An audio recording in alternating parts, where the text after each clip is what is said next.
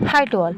நம்ம இன்னும் எத்தனை இந்த மாரி சம்பவத்த பார்க்கறதுக்கு காத்துன்னு இருக்கோமோ, எப்போதான் இதுக்கெல்லாம் ஒரு முற்றுப்புள்ளி வருமோ அப்படின்ற மாரி மக்களோட ரத்தம் எல்லாமே கொந்தளிக்கிற அளவுக்கு இப்போ வந்து பார்த்திங்கன்னா, தூத்துக்குடியில அப்படி ஒரு சம்பவம் நடந்திருக்குதுங்க. ஒரு பொண்ணு வந்து பார்த்திங்கன்னா, வீட்ல பாத்ரூம் இல்லன்ற பட்சத்தில வந்து ஆத்துன்னு சொல்லுவாங்க. ஆத்த தான் அவங்க வந்து பார்த்திங்கன்னா, பாத்ரூமா யூஸ் பண்ணிப்பாங்க. அது எப்படி இருக்கும்னா, காடு மாரி தான் இருக்கும். அந்த இடத்துல தான் அவங்க பாத்ரூம் போறதுக்குலாம் வந்து யூஸ் பண்ணிப்பாங்க. அப்படி பாத்ரூம் போயிட்டு வரேன்னு சொன்ன ஒரு பொண்ண காணோம். கொஞ்ச நேரம் ஆனோனே பொண்ணு எங்கே போச்சு அப்படின்னு சொல்லிட்டு சரி வந்துருவா அப்படின்னு பார்த்தா, நைட் ஆகியும் பொண்ணு வரலன்னு சொல்லிட்டு போலீஸில் கம்ப்ளைண்ட் பண்ணா, போலீஸ்காரங்க அந்த கம்ப்ளைண்ட்ட வந்து ஒரு கம்ப்ளைண்ட்டாவே மதிக்கலங்க.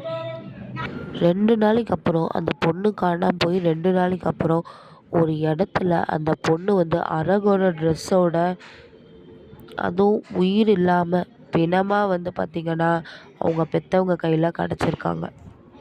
அந்த பொண்ணுக்கு வந்து பார்த்திங்கன்னா 17 வயசு தாங்க ஆகுது. 12வது எக்ஸாம் எழுதிட்டு அடுத்தடுத்த எக்ஸாம் எழுதலான்னு காத்துட்டு இருந்த ஒரு பொண்ணுக்கு இப்படி ஒரு சம்பவம் நடந்திருக்குங்க. அந்த பொண்ணை வந்து ரேப் பண்ணி கழுத்து எலும்பெல்லாம் முறிச்சு அந்த பொண்ணோட உயிரை எடுத்து போலீஸ்காரங்க வந்து 3 மணி நேரத்திலேயே ஒரு பொண்ணை காணோன்னு சொல்லிட்டு அந்த கம்ப்ளைண்ட்டை வந்து எடுத்திருந்தா கூட இந்த அளவுக்கு அந்த பொண்ணோட உயிர் போயிருக்காதுன்றது தான் நான் நினைக்கிறேன். நீங்கள் என்ன நினைக்கிறீங்க அப்படின்றத கமெண்ட் பண்ணுங்கள். மறுபடியும் நம்ம வேறொரு வீடியோவில் சந்திப்போம். டாட்டா.